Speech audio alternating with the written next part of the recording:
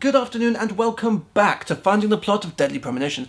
My name is still Sebastian Whittington Smythe and I'm a little bit drunk. If you've not seen part 1 of the review, there's a link over here. If you have, thank you. When we left off, Harry was about to explain to York the history of the Raincoat Killer. So let's hop right back on the reminiscence train and carry on finding the plot of Deadly Premonition. I remember it as though it were 50 years ago on a rainy night, a party had been held to celebrate the completion of the clock tower.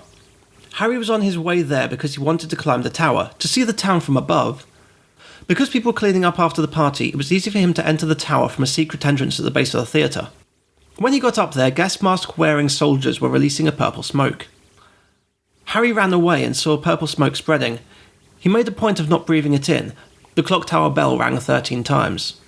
The smoke was mixing with the rain. Everyone was going mad, fighting, killing people, but one man in a raincoat was doing the best. Harry, too, felt the urge to kill. He took a branch and battled the Raincoat Killer. It was his father. The killer struck Harry and he fell and banged his head. When he got home, he found his mother dead.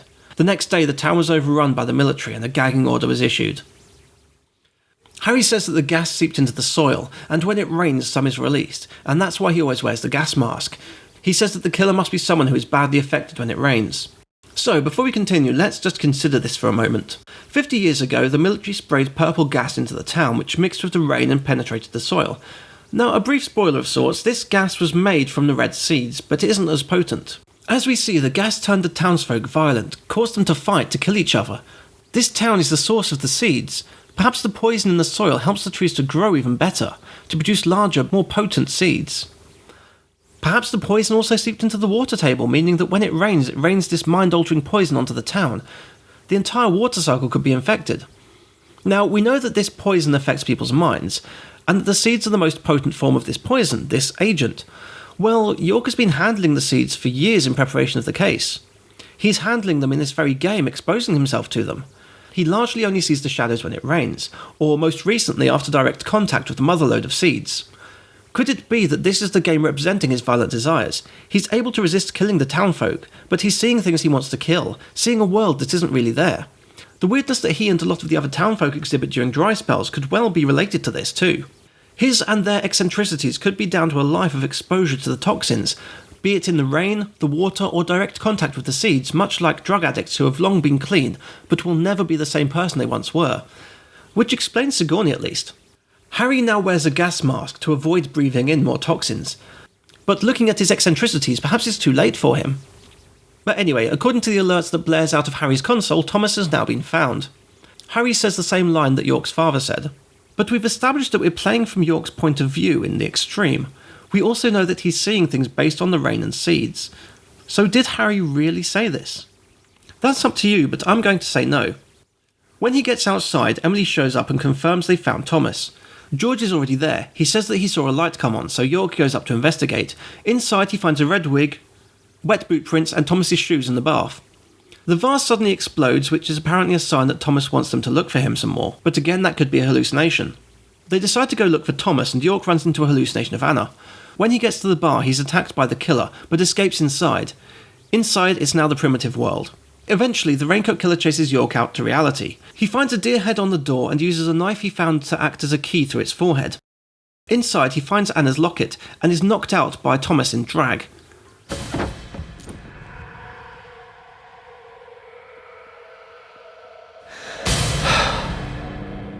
Thomas then impersonates Carol, trying to sing a song. We're now in York's mind, and he has a dream that he's catching up with his dad. His footsteps make no sense. I mean, listen to them.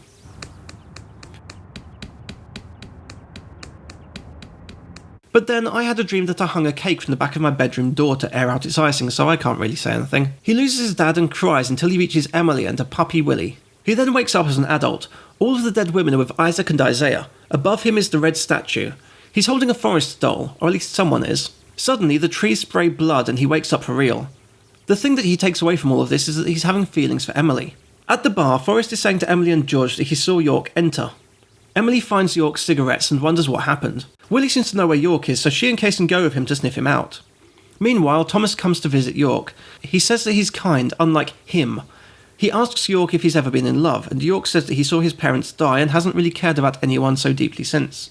Thomas says not to fall for Emily, and York says not to dare touch her. Thomas says that everything will end tonight and to stay there. While he waits to be rescued, he thinks about Emily, how he feels about her, that he's in love, basically. Emily follows Willie to the clock tower. She tries to contact George but can't get through. She goes inside and sees the shadows. This seems to be her first time experiencing them. Presumably she's not had as much exposure as York to the rain and seeds, but then, based on her saying that nothing happens during the rain, that people don't go out, it's safe to assume that this case is her first exposure, and only now is it taking its toll. We cut back to York asking Thomas for help, but Thomas says nothing is reversible. It's fate. He says goodbye and goes. Emily fights her way up the tower. When she gets to the top, Thomas is waiting for her. He says how handsome York is, and that he liked him from the moment he first saw him, but York likes her. Thomas says that he and Carol love G. Says that they're all heading for devastation. Emily offers him help, and Thomas says that she's kind, and that's why George loves her. You're too kind, Emily. As kind as a goddess. That's why he likes you. This town is soiled, and only you are shining in it. Thomas says that things were better before she came into the town, and he won't let her have him. This leads to a boss fight. When she beats him, he cries a lot and apologises, saying he's sorry. He then pulls a knife, but Willie jumps in and attacks him, biting him on the arm. This causes him to, well, just watch it.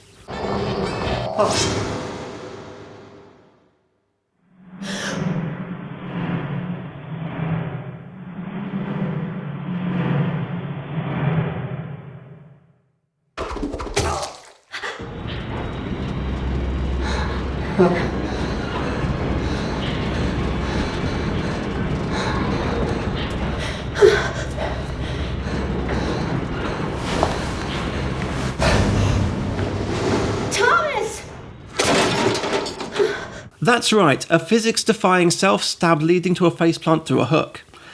That just happened. That's all I can say, to be honest. Forrest arrives and Willie comes into his room and bites him free. Good doggy. York catches up with Emily and Kaysen. He asks if they got our man, and she says that Thomas is dead, but York asks where the killer is. York reveals that Thomas was not the murderer. He had concrete alibis for all 3 murders, and doesn't have the peace symbol on his back. So, hang on. What was Thomas's motivation then? Well, he was basically the lackey for the actual killer. And who was the killer? None other than George. There are pictures of him with Carol and Thomas in the bar, and he has a scarred back, but not the symbol. As Harry said though, there is not a single thing that can maintain its shape for eternity. Now, it could actually be that some of his scars happen to resemble the symbol when you look at them right. But what about Thomas? Thomas and all the women were infatuated with George. Thomas likely knew about the murders, and he was the one who told George about the legend of the Red Seeds in the first place. He and Carol would do anything for him, and perhaps he knew that York was getting too close to the truth, so stalked him, waiting for the perfect opportunity to strike and take him out of the picture. Hell, considering George and Emily were watching outside the lumber mill, perhaps it was Thomas who chased York while dressed up as the Raincoat Killer to throw York off of George's tail. Emily showing up and fighting Thomas wasn't part of the original plan, but it was just good timing. Also, if Thomas knew about George's plans and was trying to stop York exposing him, that would explain why he tried to fire his gun when Diane was discovered still alive. What? What? Perhaps he was going to shoot York. And thinking about George, while we don't know about the circumstances surrounding Anna's death, he's killed everyone else off screen. George alerted the team to Becky. He was keeping watch on Diane, and he accidentally set things in motion to get them killed, such as cutting the wire and weakening the statue so it will collapse.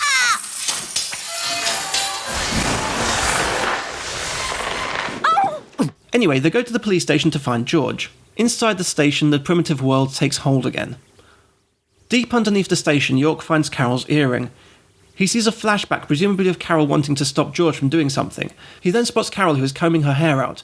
Above her is a peace sign painted in blood. She has blood dripping from her mouth. Has George removed her tongue as well? Was she to be the next sacrifice? She's asking after Thomas when Emily comes in. Emily mentions that she killed him. It turns out that Carol was writing a message in her blood.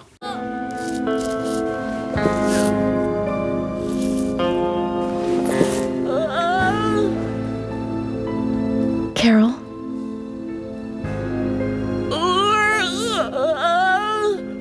Carol?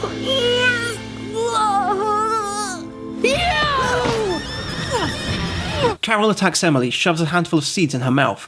Carol then throws up blood and seemingly dies. The attack leaves Emily in a bad state, the seeds poisoning her considerably. York carries her out of the police station and Kaysen suggests that she goes to the hospital and that York comes too, but York has other plans. Kaysen drives off with Emily. We see George above Carol as the raincoat killer. He then appears to York, who follows him inside. The shape of the police station has changed once again, indicating for certain that York is losing his mind. On the way, he keeps bumping into the raincoat killer against whom he stands and even chases off. This continues until they get onto the roof. George disrobes to reveal his scars. He says that the town is powerful and it's raining. He says that the seeds are a treasure and that the other treasure is Emily. He says that the city changed since Emily showed up, that she gave them knowledge and sin. When he saw her, he realised that he'd been a fool to like the local girls. A fool for being satisfied by the petty girls from this countryside town. George, I agree you were a fool, and you are a fool, even now. Shut it, York! You're the fool here. Becky, Diane, and Carol. They all died right in front of you. You couldn't save even one of them. Not even one. You're the worthless fool here. And that's what proves it. George says that his mother taught him that the strong who overpowers others is always correct. Mother stepped on my face with her stiletto heels because she had power. And when her heel pierced my cheek, I learned to respect her. George then talks about deer hunting, how he enjoys it because of the power it makes him feel. He said that he shot a family of deers but they didn't fall. When he cut them open they had red seeds inside. It was the red seeds that made them invincible. He says that now he has the seeds, and that proves that he is divine. He then eats a handful of them. Well, he more pours them about his face, but this makes him change, makes his scar grow and makes him transform into a monster. He says that upon eating the seeds, he is invincible. Now let me stop things here. George says that he shot the deers, but they didn't fall, and the consumption of seeds proved their power to grant immortality. But let's just remember what happens when people who have taken bath salts and all sorts of other drugs sustain injuries. I've seen videos of people off their faces being tased who don't go down, or just get straight back up, completely unaware that they're hurt. They sometimes just don't notice. The deers got shot, but may not have even felt it. But that doesn't mean that they're immortal, because George actually kills them when he cut them open. All this proves that the seeds do something to people, and based on all the other evidence, it affects the mind, reduces the sensation of pain, but it's not made anybody immortal. Midway through their fight, George begins talking again. He says that he got Anna and Becky involved easily. Carol and Thomas set up a fan club for him, and those girls were giddy to join. That's where he first used the seeds on them, and they went berserk. Anna enjoyed the seeds a lot, so he decided to sacrifice her first. He framed Thomas so he could get away with it. Carol and Thomas were obsessed with George and played along with his games despite knowing that they were just substitutes for Emily. Thomas told him about the raincoat legend, about the seeds, but he didn't believe it himself. George did though, it all made sense. He was destined for ultimate power. George transforms into a brute. Now, I believe that this conversation happened, but the transformation? No. This is a result of York's imagination being affected by the rain and exposure to the seeds. George is just a normal man. A man whose nervous system is enhanced by the seeds, but that's it. York then says, With an imagination like that, you belong in the zoo. Hollywood Zoo. And perhaps that's him acknowledging to some degree that this is the product of his film-obsessed mind. He's seeing a final multi-stage boss fight, a final enemy who evolves, like in the movies. As the game reaches its climax, so too York's mind is building a movie-like structure around things. It's all a product of the imaginative mind that his father so disliked. York shoots one of George's axes back into him, and then this happens.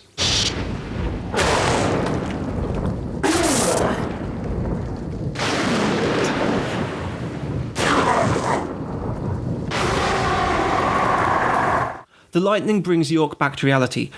York collapses. In his head, he runs down a path of red leaves, and lining the road are Isaac and Isaiah. They say that he will soon go back to where he came from. Meanwhile, the women just laugh. York's father says, "Expect no praise, you did nothing but your duty." And his mother says, "Well done, I'm sure your father wants to congratulate you." And here's where we get enough insight into York. Yes, I told you it all comes at the end. It's clear to me that York always sought validation from his father. He looked up to him, but his father had nothing but harsh words for him. He didn't like York's imagination. With the circumstances surrounding his parents' death, York has always wanted to find out the truth, to understand why his father, the man whom he respected so much, did what he did. But he doesn't feel like he can ever be anything in his father's eyes. He's just doing his duty as an FBI agent. He's not doing anything special, just his job. The only thing that York wants to be, perhaps, is a hero, like his Hollywood icons. If he can be a hero, perhaps his dad would have been proud. I mean, who doesn't love a hero? And that brings me to the side quests in the game. They're largely helping people with small tasks. I've shown you Sigourney because she's the most amusing, but otherwise he's doing things like delivering messages or a flower. In some cases he does stuff more case-related, but largely they're frivolous things that make people's days better. That's not his duty, that's a hero, and maybe if his dad could have lived to see that, he'd congratulate him. So, those of you who have played the game will probably now be saying, well, explain Wesley and the cards side quest. Simple, Wesley doesn't actually exist. Panda Bear, the weapon shop, is rarely open. It sells weapons that are only used during sequences that are hallucinated. Some cards are collected inside York's own imagination and contain the townfolk. York admits to having a vivid imagination, and we know that this is enhanced by the seeds, so while investigating, who is to say that he isn't gamifying his life by examining areas for clues and mentally awarding himself a trading card? Anyway, on with the story. In the White Room, Harry says that he can't let him go back to his parents yet. There's a piece of evidence yet to open. He opens the envelope in child form and wakes up in hospital. He's been out cold for a day. He asks about Emily and is told that she never came to the hospital. Kaysen brought York, but not her. Everyone thinks that the case has already been solved, and Kaysen gave Usher a note to give to York. Once York reads it, he discharges himself. On the way to his destination, he sees hell dogs which do nothing and don't harm the car. Yet again, a clear hallucination. He gets to George's house and finds a hidden wall that leads to the basement. In the basement are scribblings on the walls and photos of Emily. George was more obsessed with her than anyone could have possibly guessed. There is a second room in the basement with a chair in it. On the chair is the corpse of George's mother. A sapling is growing from her. The sapling is the same sort that Kaysen carries around. York suddenly realises that the symbol he saw everywhere was a tree, not a reversed peace sign. In his head he sees Isaac and Isaiah saying, "Red tree, red tree." Hold on a second, I'm getting a very Shining vibe from this. Isaac and Isaiah saying red tree is kind of like in The Shining where the kid says red rum. So for one thing, that's a film reference. For another thing, that could be a clue as to work out what's going on. I mean, we all know that red rum is murder backwards, but what about red tree?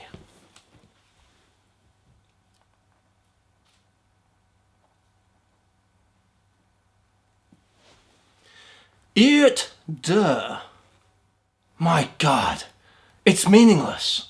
And then he remembers that right at the beginning of the game, his coffee said FK, Forrest Kaysen. York is now seeing all of these connections, but we'll soon find out why this is foolish. There is a photo of George with Forrest. In blood is written, "Come to the theatre, the final curtain shall rise." There is a bit where you play as the original Raincoat Killer heading to the clock tower, where you see that it was Kaysen who is in charge of releasing the smoke onto the town. When York arrives at the clock tower, all of the townfolk are there. They have been driven insane with rage, poisoned by the rain, by the seeds. Even Isaac and Isaiah are, and they stab York with scissors. York doesn't want to hurt any of them, so runs into the theatre. Inside, Emily has a sapling growing out of her. York says that George is dead, and Forrest has nowhere to run. Forrest replies that he gave George a toy locket, and George was so impressed, so moved. But he wasn't smart. He was born in the town, the home of the Red Seeds, but it took him forever to discover them. George represented a life of rules, but no creativity. He says that York left Emily in his care to take her back to the hospital, and so he can't take her back. He says that York chose his job over the woman he loves, abandoned her. Casey, this chit-chat is over. Over? Indeed it is. My fun with Emily ended just a moment ago. It was a fantastic moment. Like eating a full-course dinner that ends with the ultimate dessert. I fed her a fake story about my past, and she took in every word. Cut out your nonsense. I told you, no more talk. It is heavily implied that Forrest has had sex with her. He says that he can feel York's hatred, and hatred is what makes little men create great history. Like tiny ants create great anthills. Kaysen is creepy, keeps making like he's going to have sex with Emily right there. He says he's already hungry for more despite having had dessert. York responds with a threat to shoot him. Emily wakes up and sees Kaysen as York, delirious from the red plant. She kisses Kaysen, then sees the truth.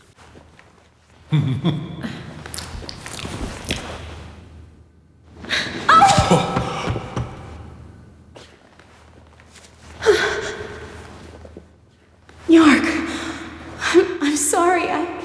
It's okay, Emily. Hurry, come over here. We need to get you to the hospital. I can't. I can't go to you.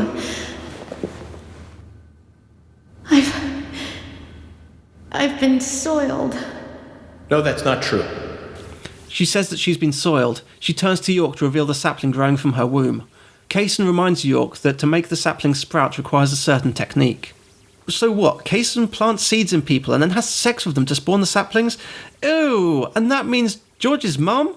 Double ooh! Emily demands that York shoots her. This triggers a flashback to his parents. He remembers watching his dad, and his mum was sprouting. Kaysen was there, so, oh, not her too. How horny is that blob? York's mother is begging to die, but his father doesn't want to shoot her, and then she becomes a tree. We now find out the truth of the line. At times we must purge things from this world because they should not exist.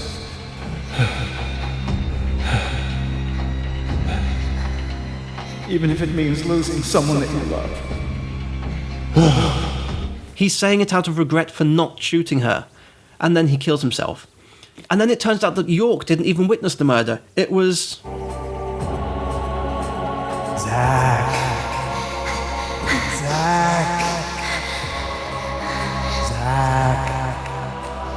Morgan. Francis. Zach. Morgan. Francis. Zach. Morgan. I saw you, Zach.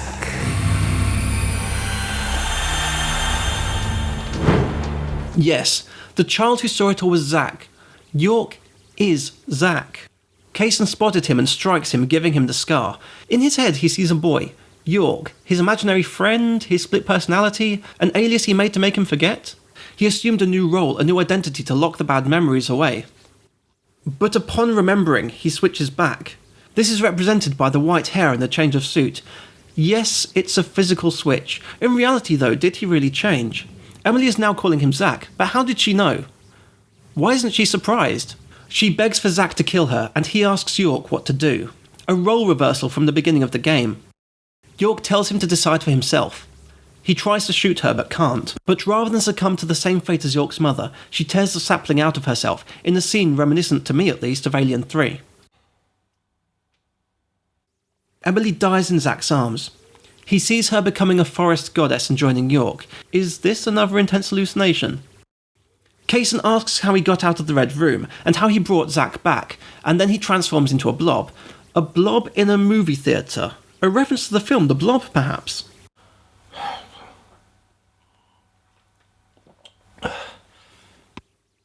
When he beats Kaysen, he runs over to Emily, only for the place to shake and Kaysen to come back.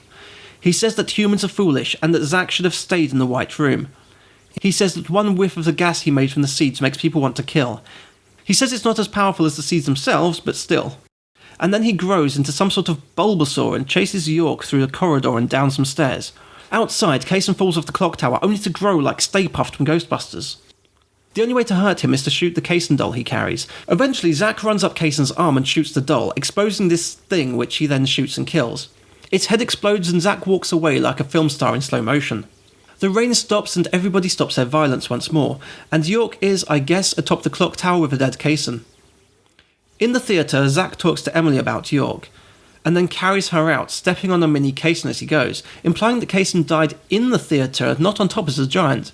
In fact, thinking about it, York got chased down the stairs from the basement, and yet ended up on top of the clock tower. In fact, did the stuff on top of the building actually happen? Or did Zach just go up there for a quick jolly? In the epilogue, Zach is looking at Harry's art. Harry no longer wears the gas mask. He asks if Zach believed the story that Harry told him the other day. Zach says that it doesn't matter because he couldn't save Emily. He says that the picture exudes a calming beauty but also sadness. Zach gets chauffeured out of town and sees Emily as a hallucination. He sees the kids and their granddad. The kids give him something that Emily told them to give to him because she can't do it for herself. Zach looks and sees all the dead girls in the forest, and nobody really reacts because they're not there. He's hallucinating. He says Emily and York will do fine. He then says that George wanted Isaac and Isaiah to find Anna's body. But why? To make them think that she'd become a goddess? To give them hope? Or because he was mental? Zach now has the choice to either leave the town and end the game, or he can continue to perform side missions and fight shadows by revisiting certain areas. I chose to end the game rather than completing more side missions, but if you do, it proves that he's still not cured.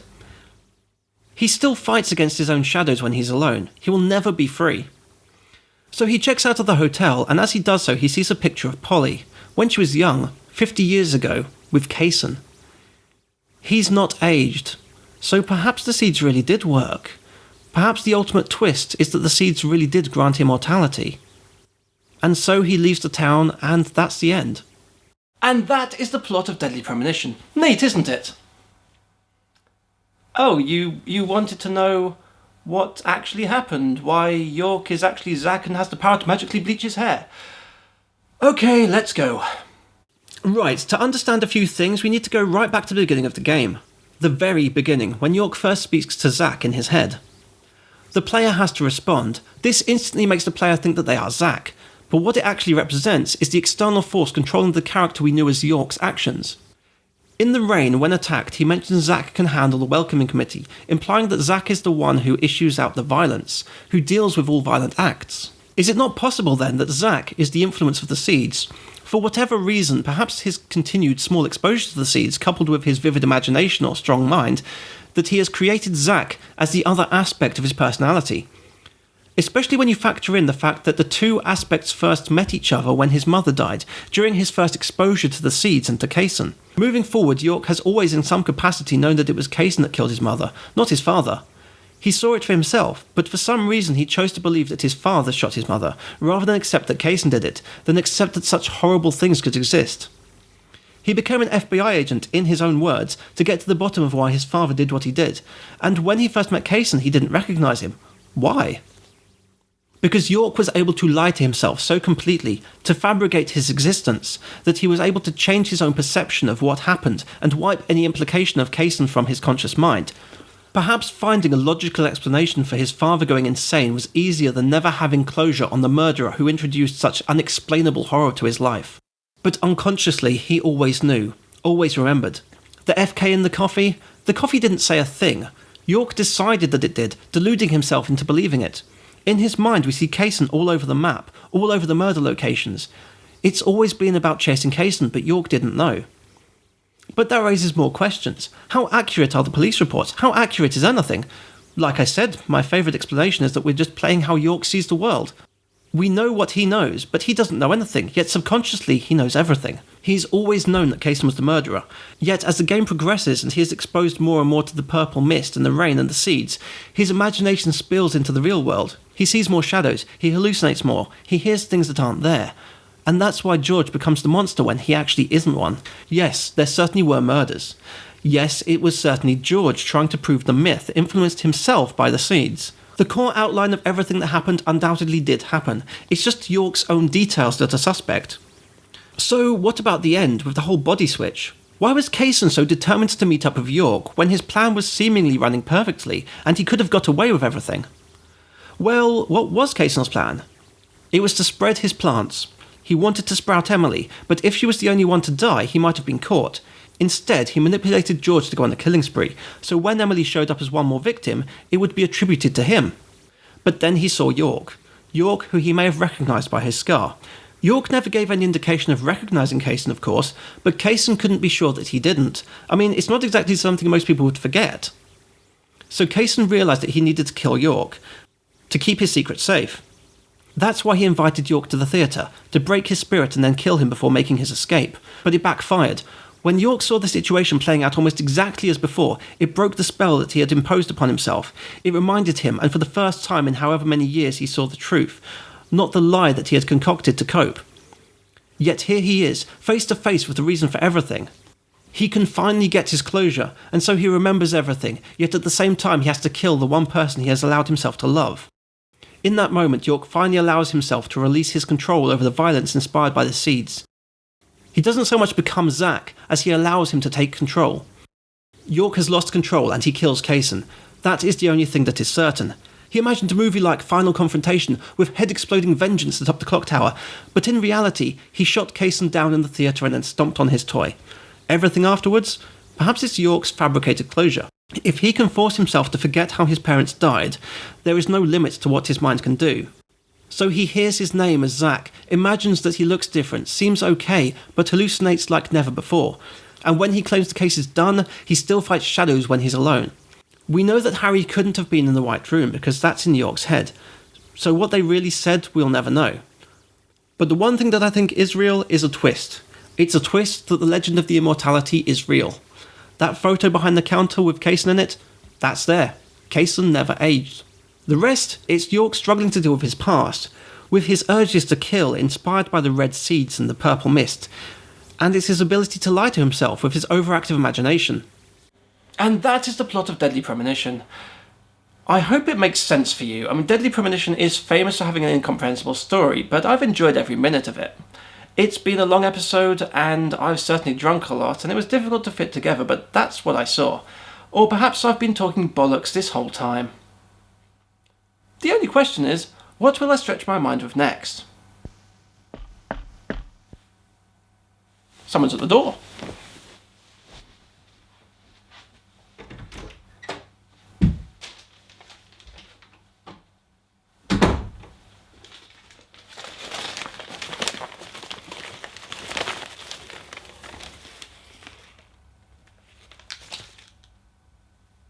Oh my.